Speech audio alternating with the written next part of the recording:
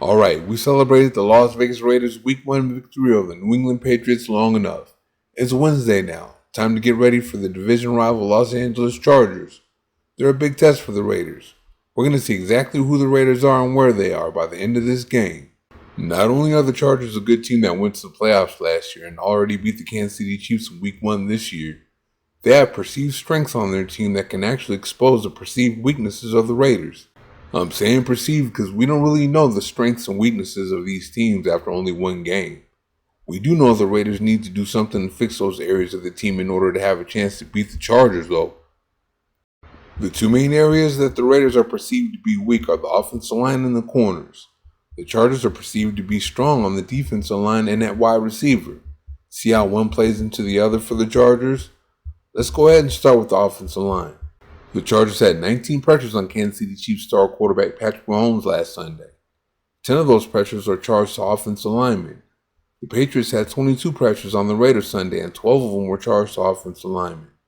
The Patriots are pretty strong up front on defense, and they will blitz you. The Chargers are pretty strong up front on defense too. Plus, what do you think they'll do after they saw the Patriots give the Raiders problems with the blitz? If I were the Chargers, I would blitz you-know-what out of the Raiders until they prove they can handle it and beat me when I do it. It didn't look like the Raiders had their protection schemes right for a good portion of those blitzes, so the Chargers will probably test that. The Raiders got to get their offensive line and protections right. It's going to be hard getting a vertical game going if they can't protect the passer. Chargers edge rusher Tuli Tuipulotu didn't have a sack Sunday, but he led his team in pressures with 4. I'm not worried about him though, because he has to go against Colton Miller. At least for the most part.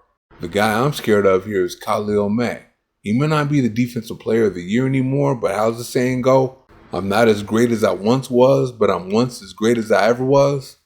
It's one game here, so that can apply, especially since he used to play for the Raiders. You know how players are when they used to play for a team. They get up for that team and try to make that team pay for them not being there anymore. You don't think the Raiders are just another game for Mack, do you? If you do, I have some beachfront property in Las Vegas to sell you. I'm also a little scared because he likes to come off the right side where Raider right tackle DJ Glaze is. He gave up 4 pressures last Sunday, which isn't great but isn't horrible either. I'm not saying I'm scared of this matchup because I think Glaze is bad. I just don't know what he is at this point. And that is Mack he's going to have lined up on him most of the day. And of course, corner is another perceived weakness of the Raiders that'll be tested by the Chargers. They have the receivers to test them too, Quentin Johnson, Ladd McConkey, and Keenan Allen.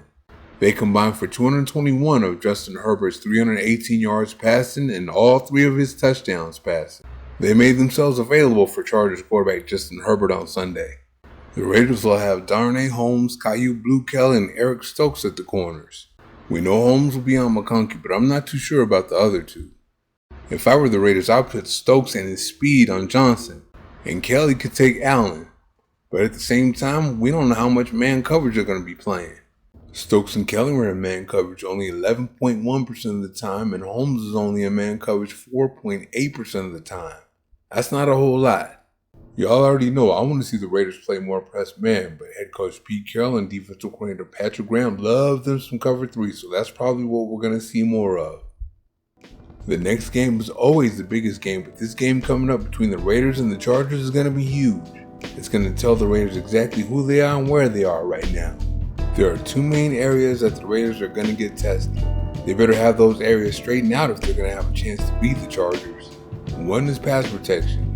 Mack is coming, and I'm not sure Glaze can handle him. They better have their protections down against the blitz too. And of course, number 2 is on defense. They got to be able to cover their receivers.